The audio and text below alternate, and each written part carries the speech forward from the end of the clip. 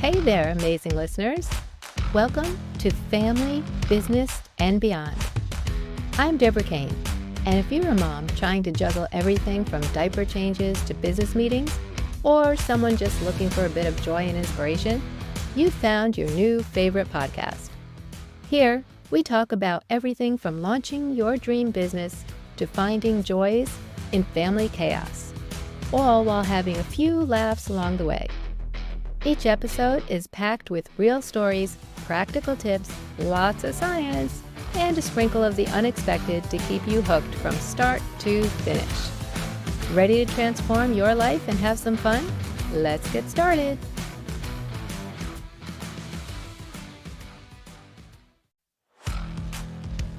Hey there, amazing listeners. Welcome to Family, Business, and Beyond. I'm Deborah Kane. And if you're a mom trying to juggle everything from diaper changes to business meetings, or someone just looking for a bit of joy and inspiration, you've found your new favorite podcast. Here, we talk about everything from launching your dream business to finding joys in family chaos, all while having a few laughs along the way. Each episode is packed with real stories, practical tips, lots of science, and a sprinkle of the unexpected to keep you hooked from start to finish. Ready to transform your life and have some fun? Let's get started. Hey guys, I am very excited to be here on the second episode of Family Business and Beyond. Today's going to be a short episode. It's just me, no interviews yet. I have a lot in store for you, so don't worry, a lot of great experts to interview. However, today I'm going to talk about Ikigai. If you've been on my website, which by the way is under construction right now, I'm revamping the whole thing just to put it on a new platform. But if as of yesterday, it was still up and running. So if you've been on my website, there is a Venn diagram of something called Ikigai. And it looks like this. I hope you can see this. It's a little bit faded out. Let me see if you can see this. Oh, let's see. I'm trying. Hold on with the background. Okay, the background's not letting you see it correctly. That's not good. Anyway, in essence, and it's backwards. Okay. I'll put it in the resources so you can actually see what it really looks like. So Ikigai is this cool Venn diagram. It's a lot more than just a diagram. I came across it probably 6 or maybe 7 years ago, maybe even longer. And to be honest, I liked what it said. It just has things like your Ikigai is supposed to be your passion. So it has things on it like what you love to do, what you're good at. It just all came together and the way it overlapped. And I just really liked it. And to be honest, I didn't research it, which is not like me. I research everything, but I just liked the way it looked and the wording that it had on it. I printed it, had it on my wall for a long time, and I do use it to refer to. However, I didn't research it until about maybe 3 years ago. And at that time, somebody had asked me a detailed question about it, and I didn't know the answer. So I researched it. And there is some history behind it, of course. I'm not going to get in deep into it because I do want to keep this a short episode. But so there are 10 rules to Ikigai. Ikigai is all about finding, or rather following your passion. So I'm going to just read the list of the 10 items, and then I'll talk about each one. They're really simple.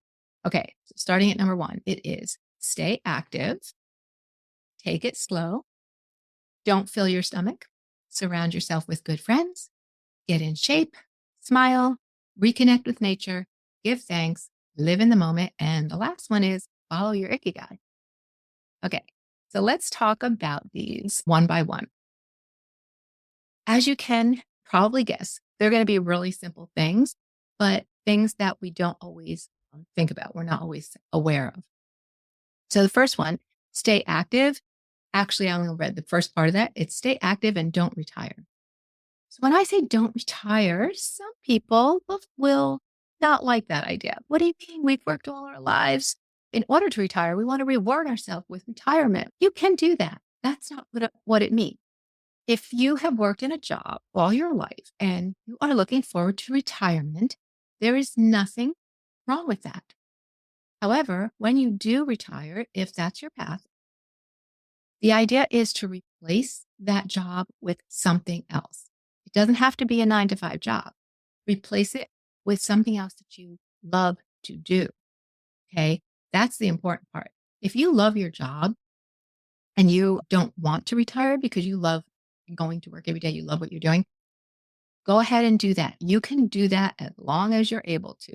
But if you do retire, replace it with something that you love to do. Okay. So that could mean a part-time job, an actual part-time job, if you like doing that or need to for whatever reason. It could also be a hobby that you used to do that you have gone away from and you want to get back to. It could be a new hobby, which I'll talk about in a little bit because that will add to it. Whatever it is, you want to replace what you did with something else that brings you joy. Now, let me just explain this a little bit more because some people have said to me, when I retire, I want to live in a tropical place. I want to go to the beach or the pool every day, and I want to just relax in the sun and swim and have a pina colada or whatever.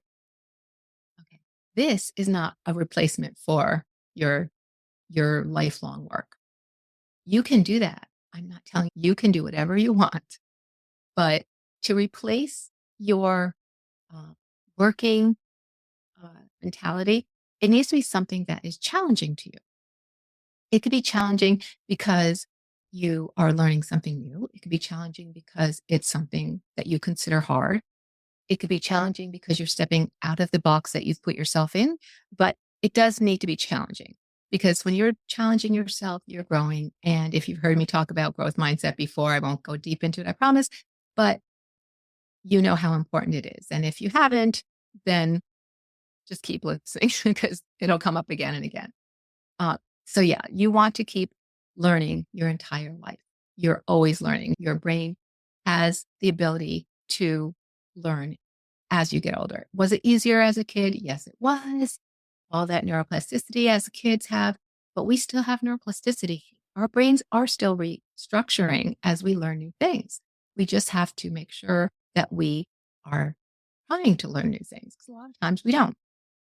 Okay, so what can you do to stay active if you're going to retire? Because I think a lot of people are going to retire.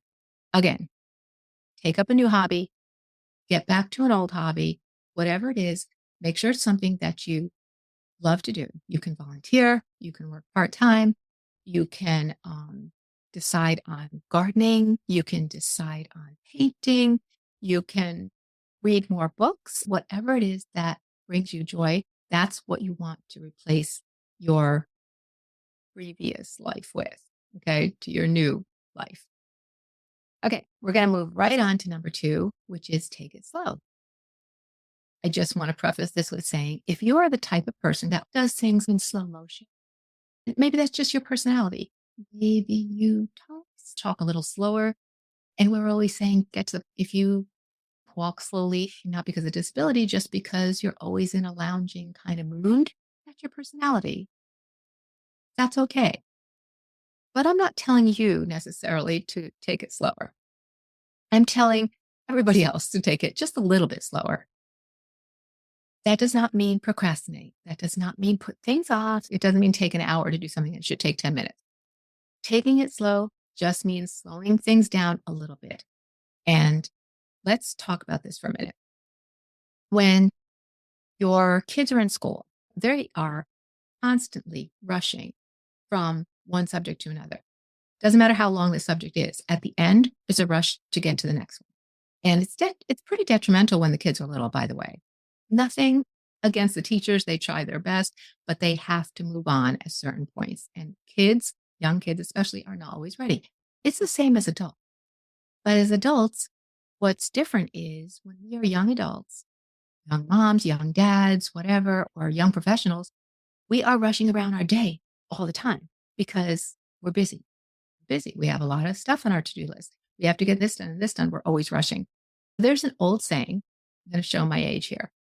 An old saying, I don't know if people ever even say it anymore today, but I'm sure you've heard it. Haste makes waste. There has never been a truer statement. Okay. I still rush around from time to time because we're all busy. Sometimes I'm not a person that normally runs late, but occasionally I do. Or something happens to change a time and I'm like, oh no, I forgot this and I have to go back. When you are rushing, inevitably, what happens? When you're rushing, you inevitably do something wrong, drop something, make a mistake, forget something, mess something up. Something that happens when you are rushing, almost always. And what does that do? That haste makes waste because you have to then go back, clean it up, do it again, go back for what you forgot, fix what happened. That's what happens. Okay. So when we slow ourselves down, these things won't happen, at least not as much. So we will be more at peace with what we're doing. And that will lead us, by the way, into being more self aware, which comes in later down on the list. Okay. So I think we got it. Slow it down at least a little, not too much. Okay. Next on our list is don't fill your stomach. So am I telling you not to eat? Of course not. Everybody should eat nutritionally healthy foods best you can.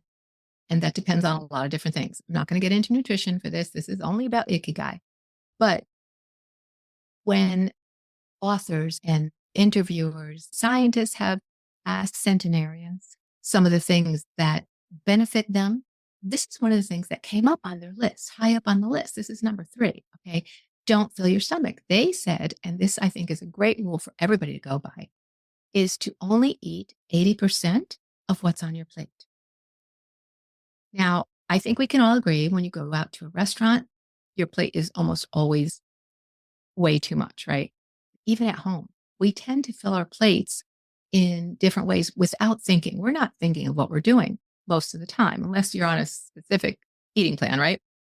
So when you have things on your plate, you might not think you're piling on the pasta, but let's think about it. You have different things like, oh, I haven't had this kind of food in a while. So maybe you put an extra scoop because you haven't had it in a while. Or maybe you skipped a meal and you're just hungry. And so you're loading it on. Maybe something that you haven't had in a while, you know how that tastes and you know how good it is and you're waiting for it. It gets to be a little bit larger on your plate. What I'm saying is when you look at your plate, whoever filled it, whether it's the restaurant, a spouse, a friend, or yourself, look at your plate. You don't have to portion it off physically. Try to remember to leave 20% on your plate. It's not a lot. Okay. If you leave something on your plate, it's usually enough. And that really does help because in America, especially, we do overeat a lot.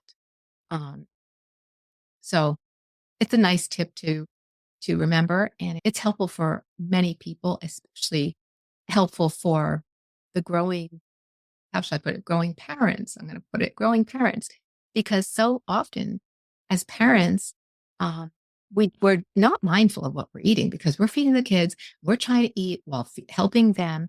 And sometimes they have lots of times, most of the time they have leftover foods. Does it always go into trash or does sometimes it go into your mouth? I know when I was a young mom, it used to go into my mouth. Not anymore, but it used to. So keep that in mind. And next on our list, we're on number 4, is surround yourself with good friends. I'm going to take a little bit of time to talk about this one. This is really important. There have been studies. Actually, I believe it's the 85-year study from Harvard that talked about the importance of having good friends around you, especially as you grow older. This is difficult for a lot of people. Some of us have a handful of friends or a couple of friends. That's great. Some of us surround ourselves with 12 friends, 15 friends. Okay, they're probably not all the best friends, but that's okay too. Whatever your life is like. There's a lot of us who, as we grow, start to lose friends. Life happens. Your good friends move to another state. You stay in touch for a while, then you don't. Sometimes as you're growing, which is good, you grow apart, just like some marriages do, unfortunately. You start to believe different things or you start to enjoy different things. It is super important to have really good friends around you at every stage of your life, from childhood to adolescence to adulthood to middle age to old age. Have good friends around you. Is that easier said than done?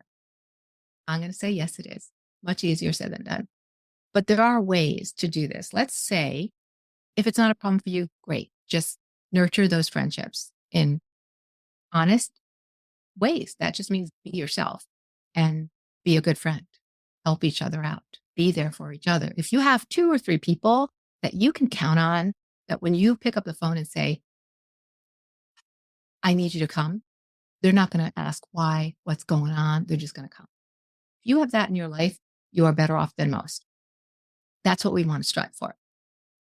If you don't, okay, and there's truly not a lot of people around you that you feel are friends, here's a couple of steps you can do. First, I suggest trying to make it organic. The way to do that is go out into the world. It's just a numbers game. Go out into the world, meaning your neighborhood, your surroundings. Go out. Don't stay in your house, okay? Out into the world. Even if you're a busy mom or dad or busy at work all day, then you come home. You're seeing only coworkers and home. That's not enough. Go out into the world, whether it's at nighttime, on the weekends, or anytime. Go out and meet people. You don't have to be that person, that creepy person who meets a stranger standing in line and tells you her life story. Don't do that. That's creepy. I don't like that. But you can be the person who's smiling, who is approachable because you have a smile on your face, who says hello, good morning, hi, how you doing? Who maybe standing in line does strike up a conversation, just a generic conversation. Oh, I've tried those beans before and they're really good, or whatever. Strike up a conversation. Not everybody that you talk to is going to become a friend. Of course not. But what happened? It's a numbers game. The more you're out there, the more likely you are to eventually meet somebody who you do hit it off with. And you talk for long enough, or maybe you meet the same time at a Starbucks or Dunkin' or wherever most days, and you're like, so you want to go for a walk? Let's take our coffee and go for a walk. Or if you're meeting in somewhere else, go for a coffee. Be safe, of course. Get yourself out there. But meet people. That's the best way and most important thing to do. If that's out of the realm of possibility, for whatever reason, there are other ways. There are networking groups that are not for business. Okay. You can go online. They are meetup groups. You can meet up for things like pickleball or coffee. You can meet online if you're not comfortable with local things yet. Meet online and talk over Zoom. Not ideal, but it's better than nothing. And eventually you will find people who are more local. More people will join and you can get to know them better. So find a way. Trust me when I tell you, this is something worth the effort to do. Okay. Even if you just end up finding one really good friend, it's worth the effort. So do it. You will be happier for it. Science says so. So it must be true, right? You will be happier for it. Let's move on to number 5. Okay. Number 5 is get in shape. Actually, number 5 in Ikigai says get in shape for your next birthday. And I think the reason they put it that way is to give you a goal without saying the word goal. A lot of people don't like the word goal, but getting in shape does not have to be about losing weight. It could be, doesn't have to be. All right. So if you want to get in shape, meaning be healthier, maybe you want to lose a few pounds, maybe you don't. Maybe you just want to be stronger. Okay. Listen, as women, we definitely need to build muscle more so as we get older. I think honestly, it's like in our 40s that we start to lose muscle. And then after 60, it goes way down. So you definitely want to be building muscle, and it's important to do that. So even if you're an active person, go for a walk like me. I go for a walk almost every day.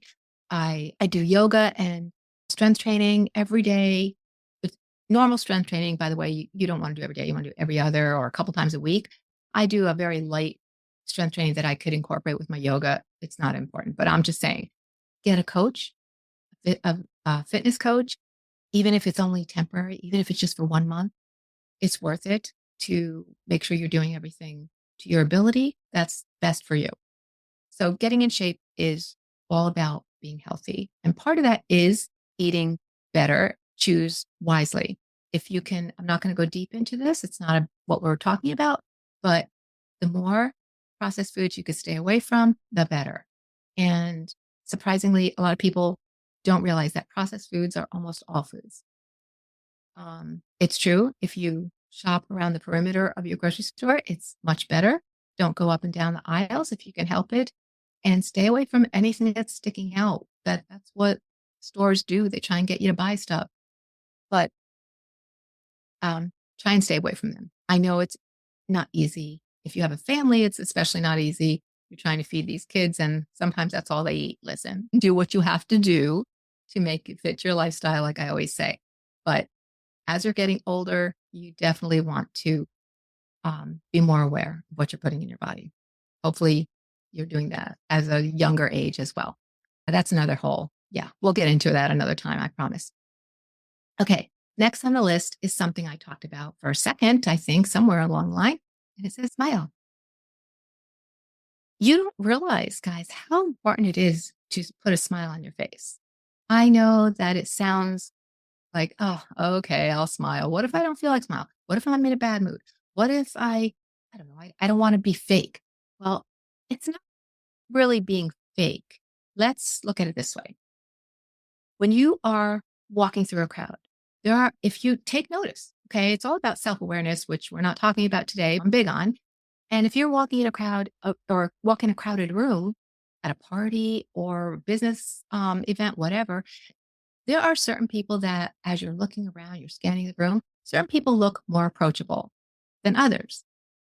And it's usually because they have a smile on their face. It's really that simple. People who have a smile on their face look approachable. They look happier. They might not be. You ever notice okay, let's be honest. We're having a hard day. Our kids just spilled something or threw a ball and knocked something over, and we just got through yelling, hopefully not too much, or cleaning up a mess, and the phone rings. We're like, we see who it is. Okay, it's your friend. Hey, how you doing? All of a sudden, a smile comes on your face. You were just in a really bad place, right? And a smile comes on your face. It's natural. Everybody does that, by the way. I've called people and they've answered in a way that you could tell they were in a bad place. But a lot of people still do it. So putting a smile on your face it's just a way that you can recognize that things are not all bad. You're telling yourself, without even realizing, you're telling yourself, whatever's going on in my whatever day I'm having, it's not all bad. There are some things that are good.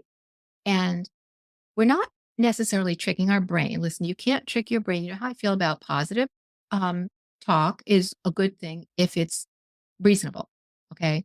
You can't look in the mirror and say to yourself, I am a beautiful, athletic Olympian, when you're not, because your brain knows you're not, right? Your brain knows you're not. That's not going to happen. And you're not tricking anybody, including yourself. But you can slightly trick your brain a little bit by putting a smile on your face. It's not quite the same as if you really felt that smile. If you really felt happy, it's a little different. But just putting a smile on your face does tell your brain that something good is happening. Something's better. Maybe it's not pure joy, but it's something good. So do it. I promise it's not fake. It's just, it's another way to make you physically and emotionally feel better. And that's not a bad thing. That's a very good thing. And on a side note of that, when you have a smile on your face, as I said, you look more approachable. People are going to say hi. You're going to say hi. You're going to meet other people. Maybe you'll meet another best friend or a new best friend. Okay. So smiling is good. It can never be wrong. Okay. Next, number 7 says reconnect with nature. Even if you've never connected with nature before, and I hope you have, you want to make sure you're putting out the effort to get out in nature. I don't care if you live in the country or in the city or somewhere in between, just get out in nature. It's super important. If you know me, you know how I feel about early morning sun, but we're not going to talk about that today. But that is a thing that is truly important for a lot of reasons. And it's very beneficial, especially as we get older. It does a lot. But just getting outside can put you in a good mood. Okay. It's like exercise. I forgot to mention this, but when you exercise, you are giving yourself more motivation. Okay. You're making yourself happier. Even if you don't like to exercise, it's impossible to have exercised and come away not feeling better, not feeling more motivated. Okay. It's the same with connecting with nature. When you go outside, and it'll be different for everybody, but when you go outside, you are in an environment that is not putting you in a box. You're not looking at the same walls. Okay. Even if you just take a walk around your block, through your neighborhood, in the park is great, down the street, I don't care. If you're outside and you're seeing different things, you're seeing different people, you're seeing hopefully trees, flowers, birds, dogs. You could be seeing buildings, high buildings, low buildings. You might be seeing cars going by. What you're just viewing. It's very helpful, by the way, for your eyesight to view things at a distance. I'm not saying this scientific way, but to view things at a distance rather than close up. It's great for your eyesight as well. So do this, get out in nature. And if you feel like you live in the city in a high rise and there's nothing much around you, once you get out and start looking for things, you'll find them. There's always a park, number one. But if you're not close to a park, there's probably a pathway. There's a one of those wide dividers that have grass and a bench. There's always something. So I'm going to say one more thing about this, and that is if you schedule your day so that you get out in nature early in the morning, okay? So all I'm going to say about the early morning sun, get out in nature as early in the morning as you possibly can. Go for a walk, whether it's in the park or your neighborhood, I don't care. But do this with no earbuds, nothing going on in your ears, no music, no chattering, by yourself. And here's what I want you to do. Just notice you're going to use your senses. I want you to be very super hyper aware of what's around you, of what you see, hear, and feel. So obviously, you're going to see different things. As I said, tall buildings, short buildings, other people, maybe cars, hopefully trees, birds. I don't know. You're going to see things that you just walk by and don't even realize. You're going to still see them. Okay. Mailboxes, bicycles on the road, whatever. You're going to see things. What are you going to hear? Same thing. You're going to be more aware of what you're hearing. You might hear people chattering going by you. You might hear kids playing in the distance. You might hear a dog bark. You might hear a car going by. You might hear your lucky bird singing. All these things that you can be more aware of when you're looking for them. And what do you feel? I actually do mean physical feel because we're talking about our senses. So you're walking. So you're feeling your feet walk on the pavement or grass, wherever you're walking. You're probably swinging your arms. If you're not, go ahead and swing them. And you'll be feeling your arms swinging. You might be lucky enough to feel the wind on your face. Okay. Different sensations. Just keep looking for the things that you see, hear, and feel, and you'll find them. Keep looking for them and you'll find them. So I'm telling you this for a reason, because if you do this, and especially if you do it early in the morning, but any time is good, you now, my friend, have done what's called a walking meditation. It is a real life scientific fact. It is called a walking meditation, and it works just like any other meditation. If you go for a short walk, it's like maybe 2 miles. You probably can just do this and it will be fine. If you go for a little bit longer walk, let's say 3 or 4 miles, and you find that you're just being redundant, if you're going on a walk that's leading somewhere, you'll find other things to see and hear and feel. But if you are walking in a park and you're going on a path that just goes around and around, it might get redundant. So then you can turn your thoughts after you do the senses, turn them into a gratitude walk. That is leading us to number 8 on the list. We're already on number 8, which is to give thanks. So now on your walk, you can be thinking of all the things you are grateful for. I just want to be clear. Make sure when you're doing gratitude, anything, gratitude walk, gratitude thinking, gratitude journal, okay, whatever you like to do for gratitude, make sure it's something that you really feel grateful for. For me, it doesn't work to say, I'm grateful for waking up. I'm grateful for my soft pillow. Am I grateful that I didn't die in my sleep? Yeah, I am. But that's not what's bringing me that feeling of gratefulness. Okay. So it feels silly to me. Now, if it feels right to you, then keep doing it. Just make sure it's something that you truly feel grateful for, that feeling of joy. For instance, when I walk out in the morning, whether I'm going to the park or just my backyard, I could have been having a horrible day inside, and I walk outside and it literally brings a smile to my face because I happen to be a person who enjoys seeing cloud formations and the sun rays through the clouds. It literally brings me joy. I absolutely feel grateful for that. You may not. So make it something that you truly feel grateful for. Okay, perfect. We're on number 9 already. Moving along. I told you it's going to be quick. Number 9 is to live in the moment. This speaks to me, to my heart, because I talk a lot about self-awareness, as living in the moment is sometimes harder than you think. We all have times when we need to do more than one thing. As women, some men too, but women happen to be especially good at multitasking, many of us anyway. And I'm not going to tell you not to ever multitask. I will say, if you could multitask less and less, you'll be better off because you'll be able to focus on what you're doing and you'll be living in the moment. Technically, living in the moment includes when you are eating your lunch, you're thinking about what you're eating. Do I always do that? I do not. But when I do get a chance to do that, it is really rewarding. Just try it sometime. It's rewarding to be that aware of your feelings, yourself, and your surroundings, even. So just give it a try. It's if you need help, by the way, with any of these things, then reach out to me because it doesn't cost anything. I'm not selling you anything. Do I do this as a living as a coach? Yes. Do I have courses and coaching that you can pay for? Yes. But I also have free things. I have free things on my website when it's back up. As I said, I'm revamping it. I also put out some free resources on the Facebook page. My 30-minute strategy call is always free for the first time. And on top of that, I have right now, and it won't be there for always, but for right now, I have a 15-minute chat. I think I called it Chat with Deb. It's always free. It's always free. Okay. As long as I can, as long as I have the time to do it, I will keep that free. If I can't, it'll go away.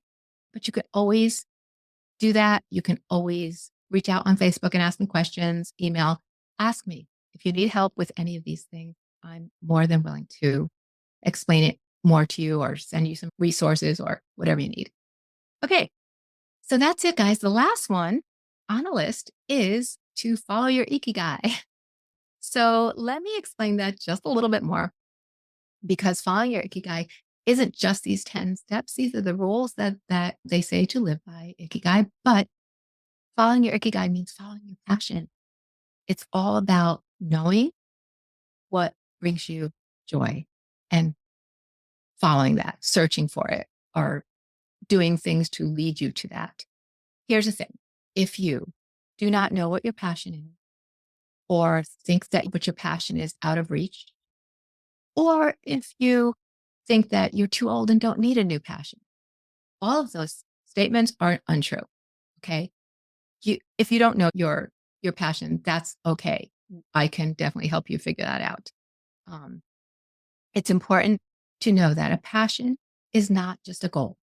Passion is something that you feel compelled to do, not a goal that you want to do, need to do, think you should do, but something that you just, no matter what you do in life, you come back to this. For instance, no matter what job I've had, part-time, full-time, work at home mom, work out of the home mom, ever job I have done, or volunteer work, by the way, that I have done, which is a lot over the years, has always evolved. If it didn't start, it always evolved into some kind of teaching. I'm a teacher at heart. I taught preschool. I taught CCD for over 20 years. Every time I volunteer, it's about within the schools, all the things that I do. I'm compelled to teach. I love to teach. I love to help. That truly is my passion. So whatever your passion is, you need to make sure it's a real passion. Make sure it's something that you can't live without. Even if you're doing nothing, you end up going on the computer and researching about it. Or even if you're doing nothing, you tend to read books about this certain subject or this area. Okay. So figure out what your passion is if you don't know. And if you do know, make sure you're still, no matter how old you are, whether you're in your 20s, 30s, 40s, or 60s or beyond, make sure you are still following that passion. There are many different ways to pursue your passion, and it doesn't have to be big and grand. It could be small. By the way, your passion can change. That is perfectly okay. I don't know what your passion is, but whatever it is, be sure that it's something you're compelled to do and find a way to do it. That's it. If you need help, one more time, if you need help with any of this, reach out to me. The website, when it's back up, is dak-life.com. And before it's back up, you can reach out to me on social media, Facebook, Instagram, whatever, YouTube. I'm all over the place.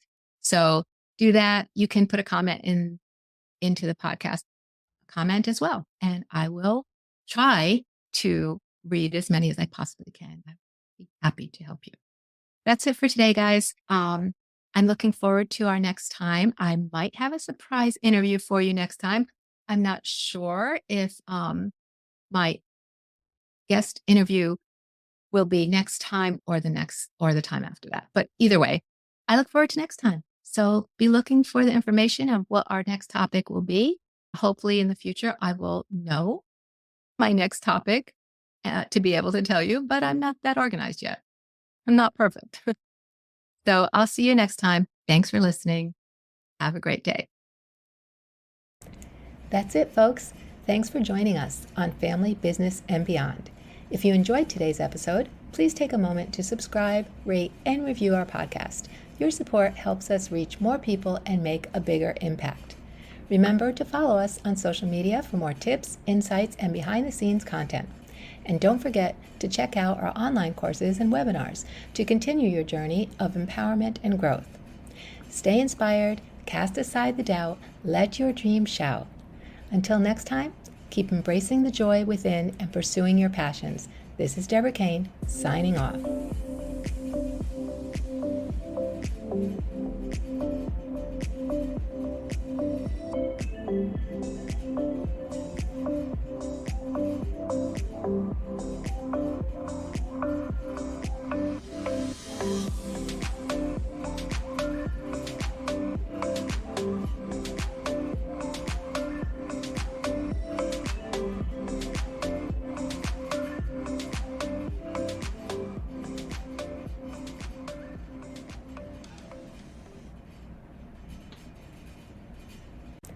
That's it, folks.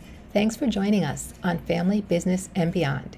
If you enjoyed today's episode, please take a moment to subscribe, rate, and review our podcast.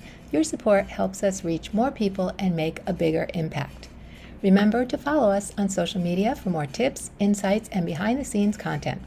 And don't forget to check out our online courses and webinars to continue your journey of empowerment and growth. Stay inspired, cast aside the doubt, let your dreams shout. Until next time, keep embracing the joy within and pursuing your passions. This is Deborah Kane, signing off.